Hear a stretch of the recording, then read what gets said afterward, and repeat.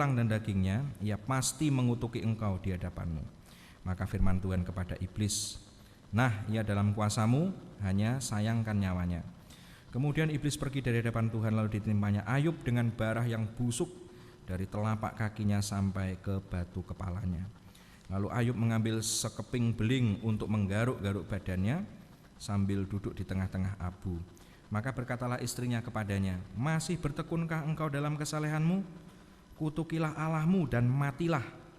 Tetapi jawab Ayub kepadanya, engkau berbicara seperti perempuan gila. Apakah kita mau menerima yang baik dari Allah tetapi tidak mau menerima yang buruk? Dalam kesemuanya itu Ayub tidak berbuat dosa dengan bibirnya. Sampai di sini firman Tuhan dibacakan. Saudara-saudara yang dikasihi Tuhan, perhatikanlah kalimat yang begitu luar biasa diucapkan oleh Ayub. Apakah kita mau menerima yang baik dari Allah tetapi tidak mau menerima yang buruk? Saudara-saudara memahami Tuhan itu maha baik, tetapi kenyataan di dalam hidup ternyata yang kita terima atau kita alami buruk, tentu merupakan sesuatu yang sulit untuk diterima atau dipahami. Bagaimana mungkin Allah yang baik memberi yang buruk? Nah, bukankah tadi dikatakan, itu kutipan dari kitab Injil ya, perkataan Tuhan Yesus, Tuhan tidak akan memberikan ular beracun kepada yang minta ikan. Minta roti itu dipaske ben unine kepenak begitu ya. Atau memberi batu kepada yang minta roti. Ya. Tapi bisa saja enggak minta roti dikasih batu? Bisa, batu berlian begitu. Jadi roti trek-trekan saudara ya. Nah, ini memang sesuatu yang sulit. Tuhan itu maha baik katanya, tapi mosok memberi yang buruk. Nah, tetapi yang luar biasa saudara, inilah yang menjadi pengakuan iman Ayub tentang Allah. Apakah kita mau menerima yang baik dari Allah tetapi tidak mau menerima yang buruk? Nah, saya mengajak kita untuk belajar dari sini oleh karena memang kenyataan hidup kita itu ada yang baik, ada yang buruk. Ketika yang baik datang, syukur alhamdulillah. Ketika keadaan tidak baik datang, apa? Naudzubillah min zalik, atau tetap syukur alhamdulillah. Nah, masalahnya saudara, ajaran di dalam kitab suci, seperti misalnya yang paling gampang lah ya, diucapkan atau dituliskan oleh Rasul Paulus di dalam 1 Tesalonika pasal 5 ayat 18 dan berikutnya, itu bunyinya kan gamblang sekali ya. 2 Tesalonika ya, 2 Tesalonika pasal 5, 1 Tesalonika 5 ayat 18 ya, mengucap syukurlah dalam segala hal. Mengucap syukurlah dalam segala hal. Itu berarti yang baik maupun yang buruk diterima mengucap syukur. Nah, kan begitu ya. Nah, tetapi apa yang mau diucap syukuri dari hal yang buruk, saudara-saudara? Nah, bagaimana kemudian kita harus memahami hal tersebut? Kalau Ayub tadi di tengah-tengah keadaan yang buruk, nah seperti apa sih keadaan buruk yang dialami oleh Ayub itu? Luar biasa. Saudara-saudara, kalau orang susah ditambahi kesusahan lagi itu barangkali sudah biasa begitu. Hari ini cuma bisa makan sekali, besok tidak bisa makan, ya ora patek kroso begitu. Tapi kalau biasanya makan 3 kali sehari, terus hari ini tidak makan, wah sengsara saudara. Biasanya tidur di kamar pakai AC setel 16 derajat, lalu listrik mati. Itu saja sudah rasanya kayak di neraka ya, meskipun belum pernah ke neraka tetapi merasa di neraka begitu. Ndak iso turu. Atau sebaliknya biasanya itu tidur dekat tungku perapian, tapi terus tidur atau ndak usah tidur ya, naik mobil AC ini disetel adem begitu, ndrodok katisen, merasa bukan di neraka tetapi merasa di kutub meskipun belum pernah pergi ke kutub. Jadi perubahan sedikit itu luar biasa, apalagi Ayub yang dicatat ya apa yang terjadi, kebaikan yang dia dapatkan itu, lihat ya, dia happy family saudara.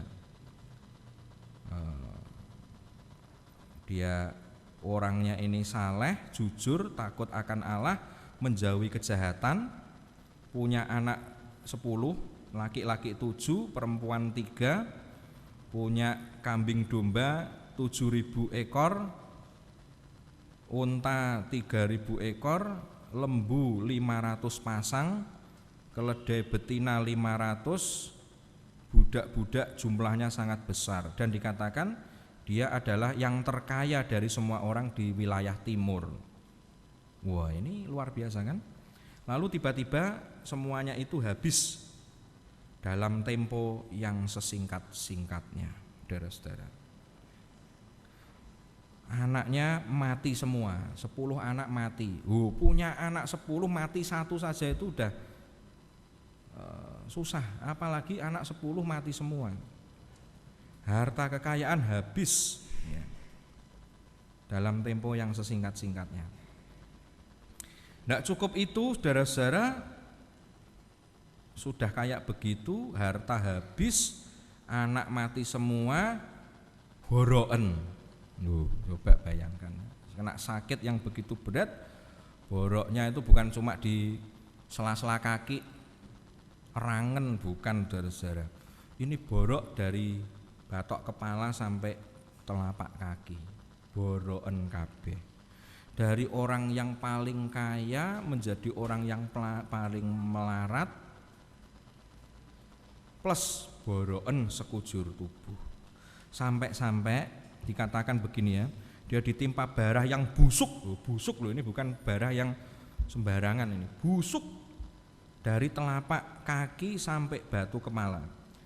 Dan untuk nggaruk tidak cukup pakai kuku, nggaruknya dikatakan tadi ayat 8, Ayub mengambil sekeping beling buat nggaruknya aja pakai beling, saking guatnya kuku itu sudah tidak mempan buat nggaruk, jadi perlu beling buat nggaruk. Alangkah buruk keadaan ini.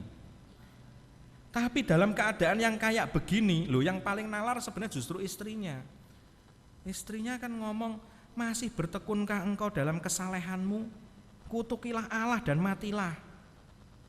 Nah, Tuhan yang sudah mendatangkan keburukan kayak begini, buat apa lagi dipuja, disembah? Ya, itu nalar itu istrinya itu.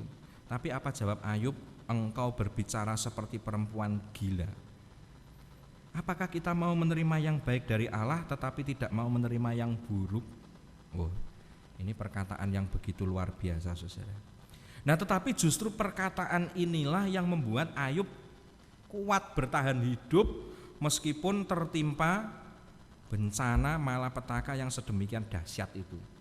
Yang bisa membuat dia tetap waras, yang dia bisa membuat dia bisa tetap berjuang dalam hidup, yaitu perkataan istrinya kalau dituruti, yaitu membuat perjuangannya Ayub tamat kan? Mau ngapain lagi? Dari kaya raya begitu luar biasa, bangkrut karena malapetaka itu, anak 10 mati semua, keburukan rumah, lalu borok sekujur tubuh, dan itu bertubi-tubi, saudara-saudara. Sudah, kutukilah Allah dan matilah, ya sudah, tidak ada perjuangan lagi, game over sampai di situ. Tapi yang membuat Ayub terus bertahan hidup dan berjuang adalah justru ini.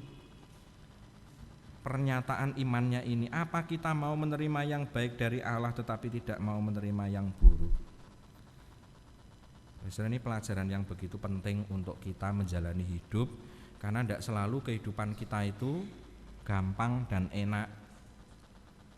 Nah, kalanya kehidupan kita dari gampang dan enak menjadi sulit dan sama sekali tidak enak. Nah, kalau itu terjadi, lalu pegangan kita apa? Apakah pegangan kita kemudian ya sudahlah, percuma percaya kepada Tuhan, Tuhan tidak bisa dipercaya kok. Katanya baik kok yang datang yang buruk kayak begini. Nah, sudah game over saja.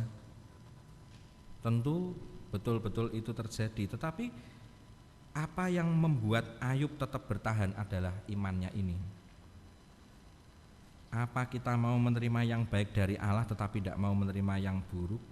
Nah, saudara, yang perlu kita pahami berikutnya adalah bahwa yang buruk datang dari Tuhan itu sesungguhnya tidak berhenti kepada keburukan itu sendiri, melainkan berujung kepada kebaikan. Nah, itu pula saudara-saudara yang dituliskan oleh Rasul Paulus dalam ayat yang sangat terkenal, saya kira ya, di dalam surat Roma pasal 8 ayat yang ke-28. Kita tahu sekarang bahwa Allah turut bekerja dalam segala sesuatu untuk mendatangkan kebaikan bagi mereka yang mengasihi Dia, yaitu bagi mereka yang terpanggil sesuai dengan rencana Allah. Perhatikan di sini, Allah turut bekerja dalam segala sesuatu untuk mendatangkan kebaikan. Segala sesuatu bukan hanya yang baik tetapi juga yang buruk. Ya, dikatakan untuk apa? Mendatangkan kebaikan. Nah, ini dia. Maka kita memahami tadi apa yang dikatakan Ayub di dalam konteks ini. Ketika dia mengatakan apa kita hanya mau menerima yang baik dari Tuhan tetapi tidak mau yang buruk. Justru dengan pemahaman iman bahwa yang buruk dari Tuhan sekalipun itu ujungnya adalah untuk kebaikan. Nah, tapi kebaikan bagi siapa? Nah, ini dia. Rasul Paulus melanjutkan, kebaikan bagi mereka yang mengasihi Dia. Kebaikan bagi mereka yang mengasihi Dia. Nah, mengasihi itu apa sih? Mengasihi itu, kasih yang paling tulus itu adalah kasih yang tanpa syarat atau kondisi. Keadaan baik atau buruk tetap mengasihi, ini dia. Nah, banyak orang cenderung untuk mengukur kasih itu dari keadaan yang baik saja. Kalau keadaan yang buruk ya prei begitu. Maka ada ungkapan abang beruang, abang disayang, abang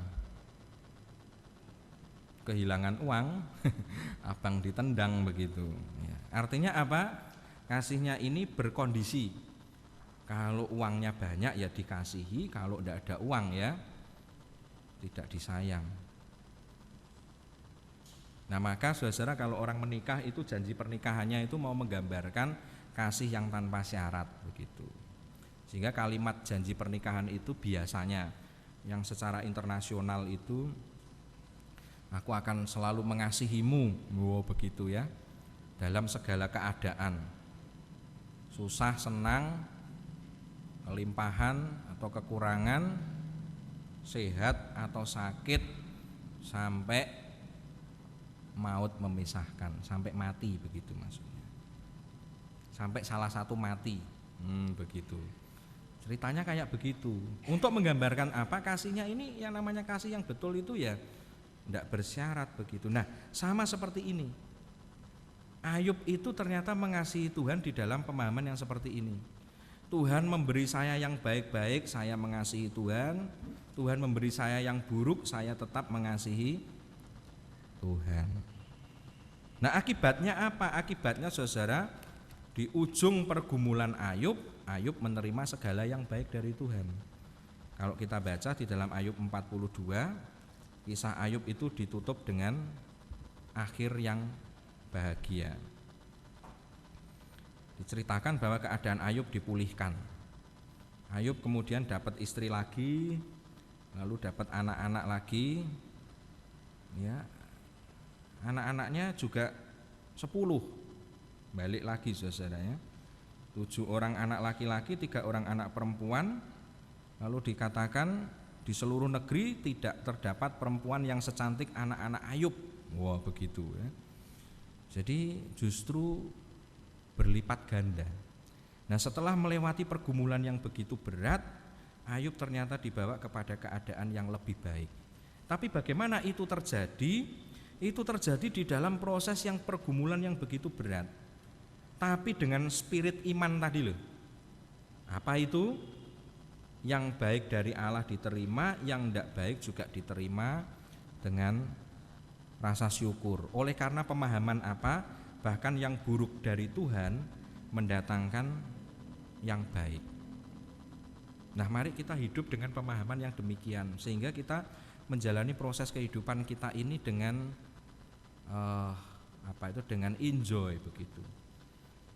Karena belum tentu kehidupan kita itu serba enak, serba gampang begitu. Ada kalanya begitu berat untuk dilewati. Masalah itu begitu banyak dalam kehidupan kita. Ada orang yang bergumul dengan masalah di dalam keluarga misalnya. Ada yang bergumul dengan masalah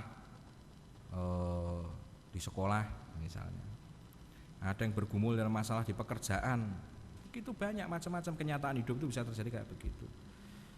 Ya, ada di rumah orang mengeluh, kenapa kok saya ini jadi anak sejak kecil orang tua saya sudah meninggal misalnya begitu. Sudah tidak punya papa kayak teman-teman saya yang lain. Coba saya punya papa bisa begini bisa begitu. Yang lain lagi mengatakan, kenapa ayahku, papaku tidak sebaik ayahnya temanku. Kenapa ayahku, mamahku begitu kejam, tidak seperti ayahnya temanku. Kenapa saudaraku jelei, tidak seperti saudaranya itu begitu menggemaskan. Kenapa aku kok di antara saudaraku kok paling tidak disayang, wah begitu, dan seterusnya. Apakah aku ini hanya anak temon, wah begitu. Loh, jangan pikir itu bukan pergumulan yang real. Saya pernah ceritakan, loh, saya sendiri pun dulu pernah berpikir kayak begitu. Ketika masa-masa remaja ya, SD ke SMP begitu, mulai bingung dengan jati diri, lihat perlakuan orang tua kepada adik saya kelihatannya rodok lebih baik dibandingkan dengan saya. Dalam keadaan seperti itu ya ada orang yang dirasuk setan begitu, ya ngomong BCI perkataan yang jelei begitu saja. Kamu tuh anak temon. Dulu tuh waktu papa mamahmu ini belum punya anak, itu ada orang buang anaknya di jalan, makanya nemu kamu terus dibawa pulang, kamu tuh anak temon. Wow, jangan pikir perkataan kayak begitu untuk orang yang sedang bingung dengan jati dirinya, saudara, lalu tidak masalah. Oh masalah, sedih terus batin kok gini ya. Nah, ketika kemudian dalam relasi begitu di keluarga ada sesuatu yang kelihatannya kok cocok, ini memang aku anak temon nih, aku gila diseneni bae adikku ora, kilawuhku dikai sing bagian ceker, adikku kayak sempol begitu. Wah, ini tenane anak temon ini. Habis begitu lagi membandingkan, irungku mancuk kayak ngene, adikku blesek kok ngono, bener iki temon nih mesti. Wong tuaku yang blesek-blesek begitu. Bingung ya mulai. Nah, situasi-situasi kayak begitu itu coba bayangkan kalau paradigma kita itu ya, yang kita pikirkan itu kemudian langsung wah, memang Tuhan itu tidak baik. Wah, hancurlah kehidupan kita. Banyak persoalan-persoalan kayak kecil kayak begitu orang sudah stres, saudara. Dan saya pun dulu dalam proses kehidupan saya juga mengalami yang seperti itu. Ya, saya berpikir dulu saya tuh gelek gua pui sama bapak saya ya. Nek gua pui ku wah ra enak tenan, nganggo sabuk begitu. Tet sabuk dia. Tuwer begitu. Rasanya itu sebagai orang yang paling menderita di dunia. Ki piye to aku ki dadi anak rak njaluk ditokno, rak njaluk digawe. Bareng wis digawe metu gebuki begitu. Wah, itu lara hati, sakit hati loh. Ya. Tapi kemudian ya sampai pada suatu titik, saudara-saudara,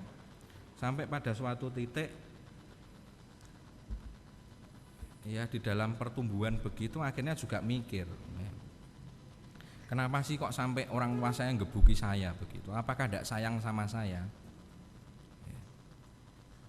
Ternyata selidik punya selidik, oh dulu orang tua saya dididik sama orang tuanya kayak begitu juga.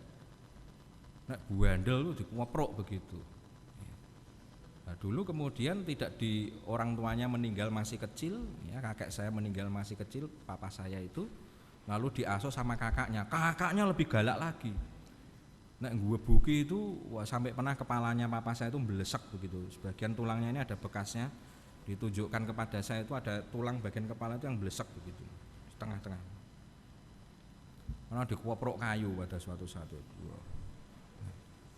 Nah di dalam keadaan yang seperti itu, papa saya tahu kalau mendidik anak supaya jadi orang itu mestinya ya kayak ngene, nek orang ini dadi apa iki? Umpamane nyolong terus kemudian aja nyolong ya. Pikirannya adalah dengan begitu tidak mempan. Sing mempan yo gwebuk ben kapok. Dan saudara itu tidak gampang dipahami. Sampai suatu saat juga akhirnya ketika sudah jadi orang tua, ngadepi anak itu ternyata ya padha wae begitu. Kakuati. Diomongi alus-alus ini masih kecil loh anak ya. Masih kecil. Ya umpamanya saya ngomong sama anak saya, "Nus, jangan itu kotor, jangan dimut." Habis mainan begitu ya di tanah, terus kemudian bannya dimut gitu. Mbok ngemut kok ngemut permen apa ngemut ban motor-motoran saudara ya. Baru dolan dimut. Dikasih tahu sekali dua kali tidak bisa, ya kali tidak bisa. Dari situlah kemudian saya memahami, memang ya dadi wong tua aku memang keadaan kayak begini ini gatel tangannya memang. Kenapa gatel tangannya? Apakah karena benci sama anaknya? Enggak. Karena justru sayang sama anaknya begitu. Karena justru sayang sama anaknya. Ha iki anakku nek tak bar-barno kaya ngene engko terus piye? Ha iki ora mung ban motor-motoran sing digragoti. Mengko ya mobil tangga dikrikiti begitu. Loh Anda jangan guyu. Saya dulu punya teman betul tuh teman main saya, anaknya polisi. Punya hobi yang aneh yaitu nyucup bensin. Loh. Lah akhirnya bagaimana? Sarafnya kena akhirnya. Karena hobinya ngombe bensin, coba. Jadi kalau dulu itu ada sepeda motor yang jantan itu kan bensinnya itu kan gampang dibuka begitu kan, ada apa itu krannya gitu kan, tinggal jabut dikokok. Jadi kerjanya kayak gitu itu. Teman bermain saya hobinya itu nyucup bensin. Lho wong tuane weruh di Barno itu gimana? Ya wis beneran ndak usah jajakno begitu. Sanggronone pengen ngombe-ngombe ya begitu. Lah anaknya sekarang jadi gimana? Ya rusak. Organ-organ dalam tubuhnya rusak. Pokean bensin saudara-saudara. Ya. Lha mangan apa dibarke begitu? Ada yang nitili obat nyamuk di Barno ya toh. Serak apa obat nyamuk sisa sekaruan ra usah jajakno begitu kan. Bisa. Nah, paradigma itu berubah sehingga kemudian pikiran saya berubah saudara. Ayub mengatakan yang baik dari Allah diterima, yang tidak baik ya yang buruk diterima dengan sebuah pemahaman. Apa pemahamannya? Semua mendatangkan kebaikan pada ujungnya. Tapi kebaikan untuk siapa? Mereka yang mengasihi Tuhan. Maka kasihilah Tuhan dengan segenap hati, segenap jiwa, segenap akal budi. Sehingga ketika kita mengalami peristiwa-peristiwa dalam hidup yang tidak selalu menyenangkan, tidak selalu baik, kita tetap punya pengharapan akan hal yang baik di depan. Dan itulah yang membuat kita bisa menjalani hidup dengan enjoy apapun juga yang terjadi. Sehingga susah atau senang, kelimpahan atau kekurangan, sehat atau sakit, kita tetap punya pengharapan akan yang baik datang di depan kita. Tantangan hidup banyak, tapi mari kita belajar dari apa yang diungkapkan oleh Ayub dan tadi Rasul Paulus. Allah turut bekerja dalam segala sesuatu untuk mendatangkan kebaikan bagi mereka yang mengasihi Dia, yaitu mereka yang terpanggil sesuai rencana Allah. Amin. Mari kita berdiri, kita berdoa mengakhiri kebaktian.